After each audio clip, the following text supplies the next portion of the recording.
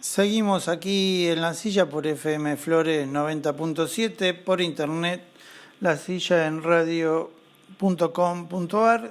y continuando con nuestra serie de entrevistas a distintos partidos políticos en vista de las elecciones del 12 de septiembre que ya se vienen, prácticamente estamos a un mes de las PASO.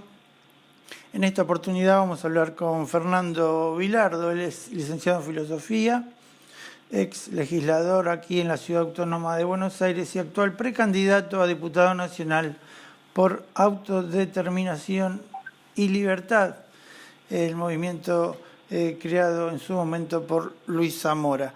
Fernando, buenas tardes y muchas gracias por atendernos.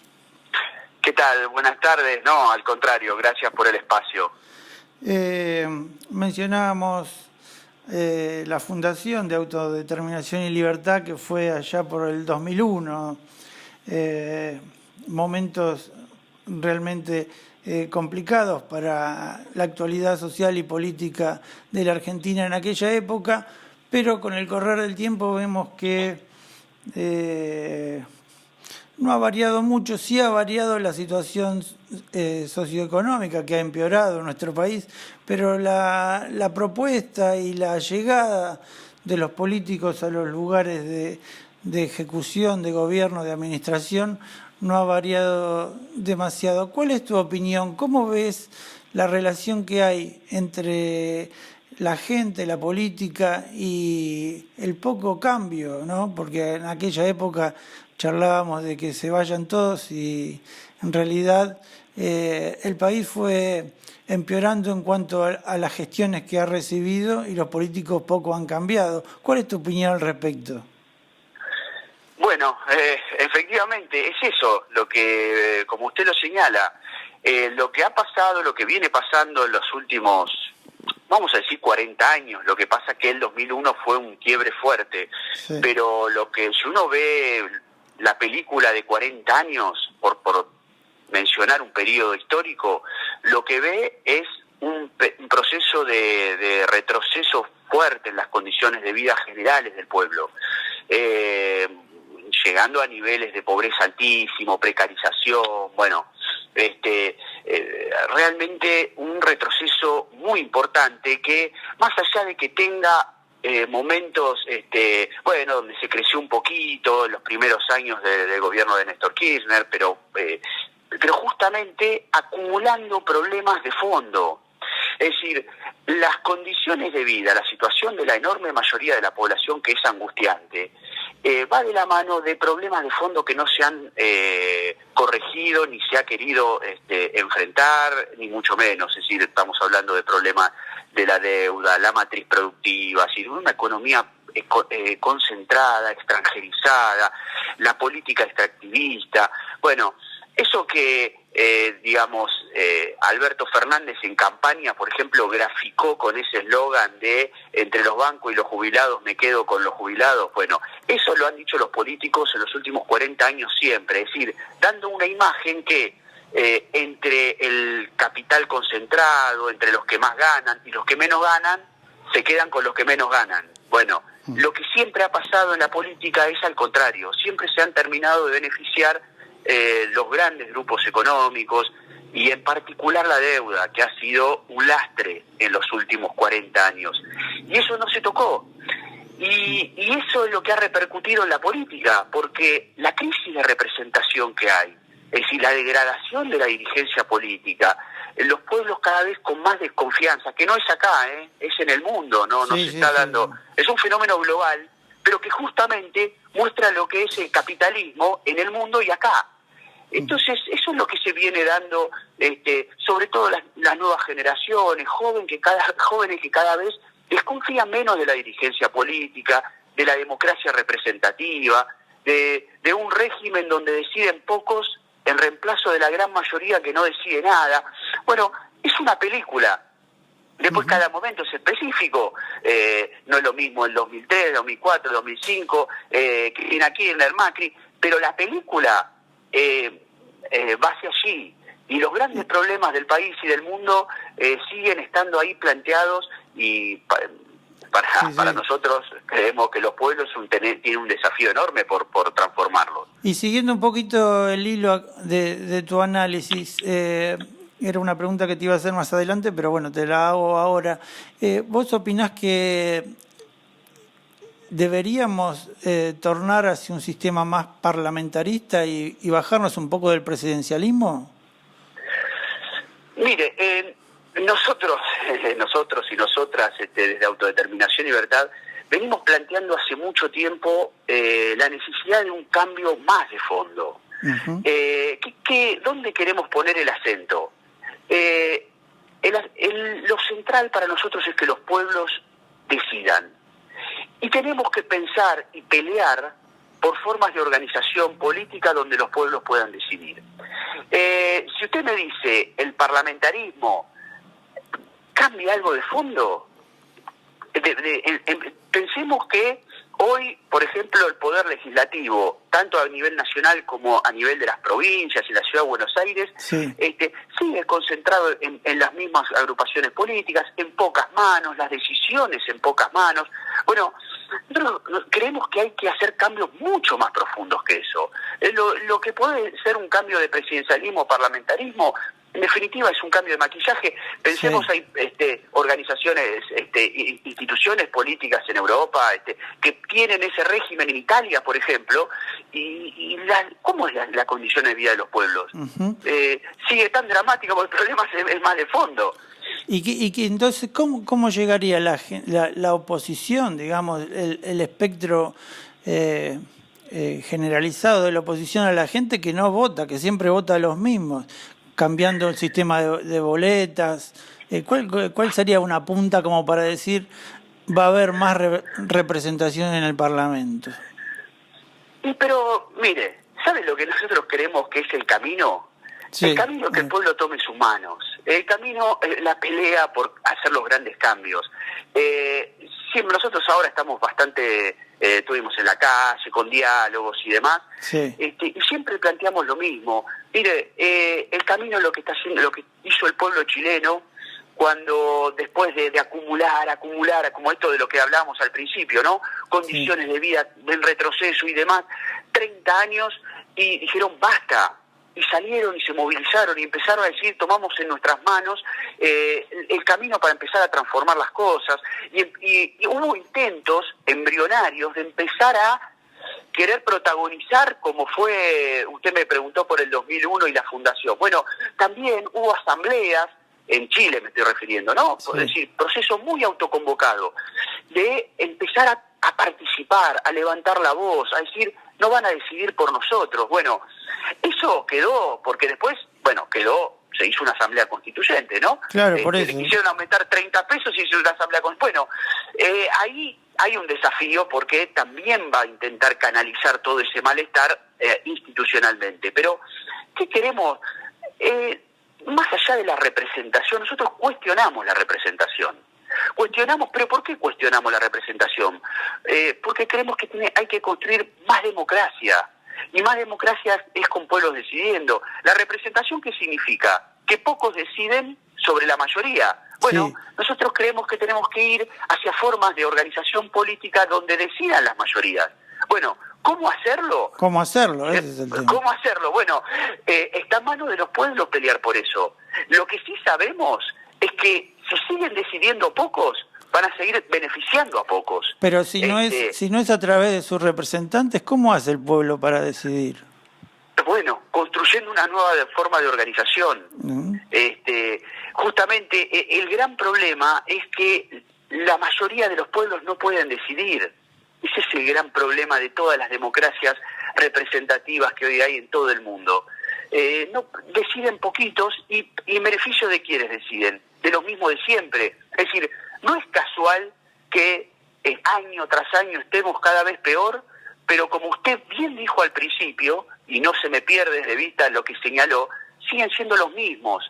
Bueno, ¿el problema es que hay que cambiar unos por otros o el problema es más de fondo y es institucional? Y hay que pensar en instituciones y espacios donde decidan las mayorías.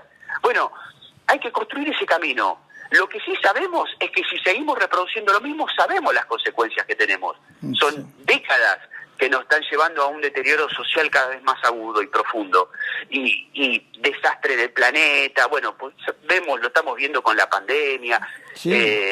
Bueno, ¿en manos de quién van a estar las decisiones? ¿En manos de los mismos responsables que nos han llevado todo eso, o empezamos a pelear por cambios de fondo institucionales? Bueno, creemos que es por ahí el camino. Y bueno, el tema es que eso es todo, es a través de los mecanismos que marca la Constitución, ¿no? Bueno, y eso justamente son los límites que impone para que las cosas se mantengan como se mantienen. Ese es el problema. Nosotros estamos hablando de profundizar la democracia. La democracia es gobierno del pueblo. Los pueblos gobiernan. Uno podría decir, ¿en dónde gobierna el pueblo? Bueno, la Constitución, ¿qué dice? Gobierna a través de sus representantes. Sí. Los representantes deciden por el pueblo, defendiendo los intereses del pueblo. Por ejemplo, el año que viene, vamos a ver si el año que viene, el gobierno va a acordar una deuda con el Fondo Monetario que ha sido una estafa completa a la población, ¿no? Esa deuda, podemos hablar de todo un paquete de endeudamiento que viene acumulando precisamente de hace 40 años también. Sí. La deuda con el fondo, ¿el pueblo decidió contraer esa deuda? No, fue un supuesto representante que dice representar los intereses del pueblo, pero sin embargo decidió para beneficiar a unos pocos grupos económicos que con esos dólares se la llevaron toda afuera, pero el pueblo no se benefició en nada. Y ahora este gobierno, que aceptaba que esa deuda era ilegítima, pero la está negociando y se la va a hacer pagar a todo el pueblo, 45.000 millones de dólares, en un país donde tiene 60% de pobres, niños y niñas pobres. Sí. Bueno, el tema es que gobierno tras gobierno, cualquiera sea el color político, cuando se ha tomado deuda, nunca hubo una auditoría seria y nunca hubo nadie castigado cuando ha tomado dinero y lo ha utilizado para los fines que no correspondían, ¿no? Bueno, efectivamente, y ese es el problema. Es decir, jueces, Congreso, presidente, Poder Ejecutivo, todo ese entramado institucional lo que permite es seguir reproduciendo esos mecanismos. Hablamos del tema de deuda, podemos hablar de otros temas, por ejemplo, la megaminería contaminante, eso era otra cuestión que también quería que tratemos, ¿no? Porque, bueno, hay tantos temas que bueno, por suerte se van encadenando. Hay una colisión entre lo que es medio ambiente, producción inversión que tanto necesitamos en la Argentina, porque parece que todos los proyectos aquí que se quieren llevar adelante van a atentar contra el medio ambiente. En otros países se utilizan, a lo mejor en otros países no atentan contra el medio ambiente, pero aquí siempre se frenan las inversiones, o la mayoría de los casos. Ejemplo, bueno, minería, el tema de las salmoneras en Tierra del Fuego, cría de porcinos, montones de ejemplos. Siempre se pone por delante el tema medio ambiente. ¿Vos qué pensás al respecto? No, y bueno, es que justamente lo que está pasando no solamente acá, lo que está pasando en gran parte del mundo, es que se está destruyendo el planeta. Y eso va de la mano, a nuestro criterio, va de la mano del lucro. Es decir, de no ver los bienes comunes, es decir, me refiero a agua, tierra, no verlo como parte de las necesidades humanas. O sea, no es una cuestión de Argentina, sino que en otros lugares no se respeta el medio ambiente si se hace igual. Mire, sí. Es el capitalismo lo que destruye el planeta, en todo sentido. Después puede haber algunos países que tengan un poquito más de legislación que otros, por ejemplo, países como como Argentina, como Bolivia, Perú, que dependen en términos de solamente pensar en el ingreso de dólares, y ingreso de dólares que no va para beneficios populares, ¿no? y entonces necesita más de ese ingreso de dólares, entonces y casi que liberan completamente la megaminería, la sojización, la deforestación, todo lo que es la deforestación, el envenenamiento de la tierra, todo eso que está destruyendo. En países como Argentina, Perú, Bolivia son más profundos y más agudos todavía. Y va de la mano. La megaminería es tremendo, vuelan cerros, disuelven todas las rocas con cianuro. Claro, por supuesto, el que viene a invertir dice, no, está todo controlado. Sí, pero donde haya una falla te contamina un río como el Hachal. Sí. Bueno, ahora, ¿necesitamos megaminería? No digo que no, digo, es una discusión de cara al pueblo, tiene que hacer tiene que hacer ese debate, esa discusión. Nosotros creemos que hay que prohibir la megaminería, hay que prohibir el glifosato. Si uno ve pueblos en Santa Fe, en Entre Ríos, con cáncer.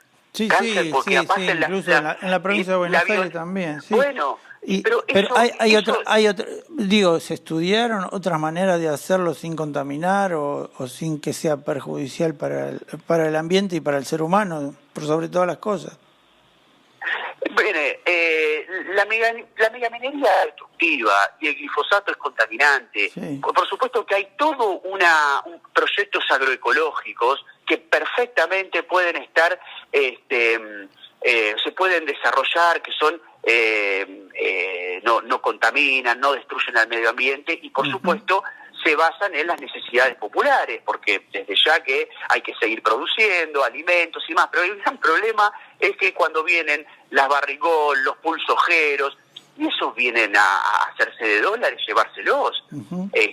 Bueno, y ahí es una pelea, a veces tienen hay controles un poco más rígidos, un poco menos, pero en general son los pueblos los que tienen el control, o los que intentan tener el control y impedir que avancen con esos proyectos, mientras las grandes corporaciones mineras y demás acuerdan con gobernadores en las provincias, con el gobierno nacional. Sí. Bueno, sí. Sí, perdón que te interrumpí, pero para poder ocupar bien el tiempo que ya casi se nos termina, ¿no? Hay una cuestión que quizás te lo hago como pregunta. ¿El pueblo no cambia la forma de votar porque los gobernantes lo han puesto en un lugar donde es cliente del Estado, donde necesita vivir de los subsidios, donde no se transforma el subsidio en trabajo genuino año tras año, gobierno tras gobierno? Puede haber algún tipo de relación. Yo creo, mire, los gobiernos han cambiado en los últimos años, han votado a Macri, han votado ahora al Frente de Todos, antes votaron a Cristina. En general, el pueblo vota, también es difícil hablar del pueblo, ¿no? Hay un sector que vota al actual gobierno, no sé, por decir un 30%, y tiene muchas expectativas en el gobierno. Hay otros que votan hay 30% y después otros que votan a este gobierno porque no quieren el gobierno del macrismo, del PRO, gente que vota al PRO porque no quiere el gobierno del kirchnerismo. ¿Sabe lo que creo que es lo que está marcando el voto en el mundo? Más allá de los subsidios y demás, me parece que eso no es significativo. Lo más importante es que justamente como hay una crisis de representación muy grande, en general se vota contra otro. Sí. Fíjese que es algo muy común que se da en el mundo. Votan a uno para que no gane el otro, votan al otro para que no gane uno. Y eso es la democracia representativa, justamente. Cada vez, como generan menos expectativa en los pueblos, lo que tratan de conseguir votos es desprestigiando al oponente, digamos, pero no porque generan expectativas en propias ideas. Bueno, pero eso pasa en el mundo, Trump ganó de esa manera, y Biden ganó para que no asuma Trump, y pasa lo mismo en Francia, y pasa lo mismo en España, y pasa lo mismo en Italia, y pasa acá. Acá se votó a Alberto Fernández que no gane Macri, y bueno, y es toda la democracia del menos malo esto. Bueno, por eso es un trabajo para el resto de la oposición, ¿no? Poder generar expectativas. Sí, pero nosotros insistimos, es el trabajo del pueblo. El pueblo tiene que construir un camino alternativo a los de arriba, porque no se trata con grandes ideas, sino que el pueblo tome en sus manos, como empezó a hacer en Chile, como empezó a hacer en Colombia. Bueno, es el camino, si no es reproducir lo mismo, es votar al menos malo. Bien, y como para terminar, teniendo en cuenta tu precandidatura a diputado nacional, el caso de ser electo ya como candidato a diputado, en resumida síntesis, ¿cuál sería tu proyecto más urgente? ¿Cuál sería tu expectativa del proyecto que presentarías en el caso de asumir? Lo más inmediato tiene que ser suspender todo el pago al FMI, Club de París. Tiene que investigarse esa deuda, tiene que utilizarse esos recursos para paliar las condiciones de vida lamentables que está pasando el pueblo, pero son, en todo caso, un pasito para las transformaciones más profundas. Pero lo del FMI es inmediato, van a negociar, este gobierno va a negociar con el FMI una deuda de 45.000 millones de dólares que no benefició al pueblo, que el pueblo no pidió, que es una estafa, y ahí, en ese camino, va a ser una estafa para el pueblo de conjunto. Entonces, bueno, eso hay que impedirlo. Bueno, muy bien. Ese fue entonces el mensaje final. Fernando Vilardo, te agradecemos la charla. Y bueno, veremos cómo sigue esto de acá a las PASO y a las elecciones de noviembre. Nuevamente, muchas gracias. Al contrario, muchas gracias a ustedes. Un abrazo grande. Abrazo, gracias. Era Fernando Vilardo, precandidato a diputado nacional por Autodeterminación y Libertad, el partido de Luis Zamora. Seguimos entonces aquí en FM Flores 90.7, por internet, lasillaenradio.com.ar.